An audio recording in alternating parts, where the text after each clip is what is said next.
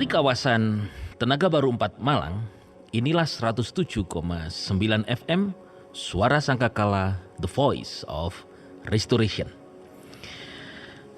God's beloved, Bapak Ibu Saudara yang dicintai Tuhan, jumpa di dalam program acara Dufan, Dunia Firman.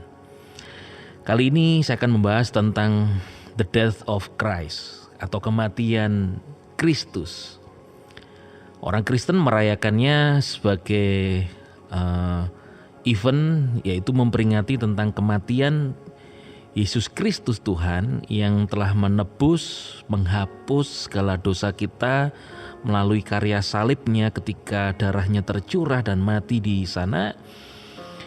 Dan kemudian dalam 3 hari kematiannya dia bangkit. Namun hari ini saya akan bagikan dulu tentang The Death of Christ, kematian Yesus Kristus. Ada apa di sana? Ya, bagi God's beloved yang mungkin ada pertanyaan, ada sesuatu, bisa WA ke 081333720.000. Juga bisa di Instagram @suarasangkakalamalang, YouTube Suara Sangkakala Malang, Facebook Sangkakala Malang, atau di TikTok Suara Sangkakala Malang. Nah, tentang Paskah. Paskah ini dalam bahasa Yunaninya Paskah. Paskah ini sebetulnya artinya adalah the Paschal sacrifice, which was accustomed to be offered for the people deliverance of old from Egypt. Jadi satu korban Paskah itu adalah yang biasa dipersembahkan karena Israel telah dibebaskan daripada perbudakan di Mesir. Mereka mengucap syukur melalui korban Paskah itu.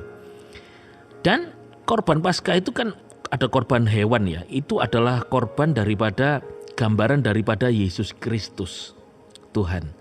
Nah, pada hari ini ketika kita merayakan Paskah atau hari raya kurban atau kurban Yesus Kristus itu, firman Tuhan berkata bahwa Yesus Kristus telah mati di atas kayu salib, darahnya tercurah, itu segala dosa, kesalahan kita itu dihapuskan oleh darah Yesus. Nah, ada the power of his death, kuasa daripada kematian Yesus Kristus itu. Dan perlu kita melalui dunia firman ini, saya akan bongkar tentang kuasa daripada kematian Kristus itu. Apa saja sih tentang kematian Kristus itu? Yang pertama saya baca di Roma pasal yang ke-7 ayat 1 dan 2. Saudara-saudara, tidak tahukah kamu, aku berbicara kepada mereka yang mengerti hukum Taurat, bahwa hukum Taurat berkuasa atas diri seseorang selama ia masih hidup. Seorang wanita yang bersuami terikat secara hukum dengan suaminya selama suaminya itu masih hidup, tetapi apabila suaminya mati, ia terbebas secara hukum dari suaminya. Kematian Yesus Kristus itu membayar tuntutan penghukuman daripada hukum Taurat, yaitu kematian.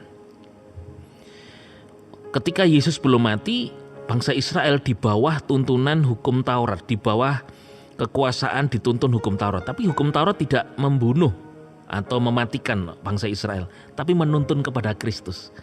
Christ is the end of the law. Kristus itu akhir dari hukum Taurat. Ketika hukum Taurat menuntun bangsa Israel dari Sinai sampai Yesus Kristus, tuntunan Taurat selesai. Because Christ is the end of the law. Sehingga penghukuman di bawah Taurat tidak ada lagi. Nah, kematian Yesus Kristus membayar tuntutan penghukuman itu. Jadi, kematian Yesus Kristus itu break all bounds, memutus semua ikatan. Nah, maka dari itu ketika orang itu menjadi percaya kepada Yesus, ikatan terhadap hukum, kuasa dosa terlepas. Itulah kuasa kematian daripada Yesus Kristus.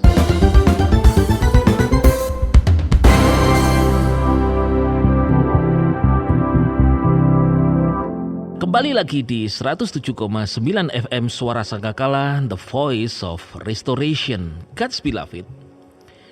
Paskah, apakah Tuhan Yesus itu ketika dia mati itu disebut dengan Paskah, ataukah Paskah itu sudah ada sebelum Yesus Kristus?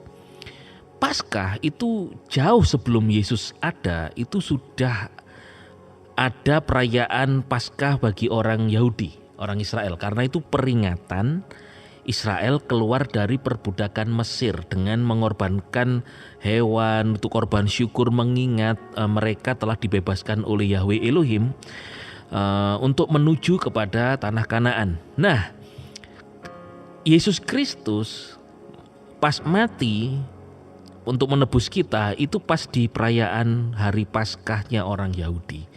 Sehingga juga pasti itu juga rencana Tuhan, di mana kan itu ada korban kan, dikorbankan untuk mengingat syukur. Korban hewan itu diganti oleh korban Yesus Kristus.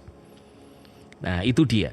Sehingga kita supaya jangan salah paham dengan Paskah ini, memang sebetulnya sekali lagi itu adalah peringatan orang-orang Israel keluar dari perbudakan dari Mesir. Mereka mengucap syukur. Jadi tadi saya sampaikan kepada God's Beloved bahwa kematian Yesus Kristus itu break all bounds. Melepas, menghancurkan, memutuskan semua ikatan daripada di bawah hukum Taurat. Hukum Taurat itu adalah 10 perintah Elohim, itu membawa menuntun kepada Kristus. Hukum itu tidak menghukum, tapi yang tidak mampu melakukannya pasti terhukum mati. Bukan hukum itu yang membuat mati, tapi karena dosa orang itu. Karena hukum Taurat tidak menghapus dosa manusia. Kristus yang Mesias yang pada waktu itu akan menghapus dosa, hukum Taurat ini penuntun kepada Kristus. Ketemu Kristus, dibayar lunas tuntutan hukum Taurat itu, terbebas dari ikatan. Dan di dalam Yesus ada kemerdekaan. 2 Timotius 1 ayat 10 dikatakan, dan sekarang, nah setelah kepada Kristus, telah dinyatakan di dalam diri juru selamat kita, Yesus Kristus, yang telah menghapuskan kematian kekal dan mendatangkan kehidupan kekal oleh Injil. Jadi kematian Kristus itu telah menghapuskan kematian kekal. Saya dan God's Beloved, kita itu sudah tidak memiliki kematian kekal lagi, enggak punya. Yang kita miliki itu adalah kehidupan kekal.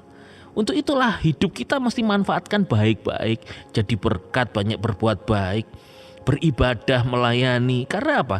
Karena kehidupan kita sangat berharga. Jangan sia-siakan kehidupanmu. Yang kedua, kematian Yesus Kristus itu di peristiwa Paskah itu adalah untuk pay all debt, membayar semua hutang. Hutang apa ini? Di Roma pasal yang ke-7 ayat ke-3 dikatakan, jadi ketika suaminya masih hidup, ia akan disebut pezinah jika menikah dengan pria lain. Tetapi jika suaminya itu mati, biarlah bebaslah ia dari hukum itu, sehingga ia bukanlah seorang pezinah jika menikah dengan orang lain. Dulu itu, ini kenapa digambarkan dengan wanita pria menikah dengan pria? Karena dulu Israel itu terikat hukum yang kayak suami dan istri yang terikat dengan sebuah hukum gitu loh, komitmen. Sehingga ketika hukum Taurat ini selesai, artinya suami yang lama itu meninggal, mati, digantiin dengan Yesus Kristus. Jadi Israel dengan Yesus Kristus bukan lagi berzina, bukan lagi berselingkuh, karena hukum Tauratnya udah mati, udah diselesaikan oleh Yesus. Itu yang dimaksud di dalam Roma pasal 7 ayat ketiga itu. Nah, kematian Yesus membayar semua hutang. Hutang apa? Hutangnya adalah dosa. Harus dibayar dengan kematian. Kalau tidak ada kematian, hutanglah. Nah, hutang kita oleh Yesus sudah dibayar. Kematian telah diselesaikan. Jadi saudara di dalam Yesus bukan orang berdosa lagi. Firman Tuhan katakan bahwa di dalam Kristus kita memperoleh penebusan oleh darahnya, yaitu penghapusan dosa. Kita tidak punya hutang dosa. Yang ada adalah hidup bagi Tuhan, bukan hidup bagi dosa. Itulah makna daripada kematian Yesus Kristus di perayaan Paskah.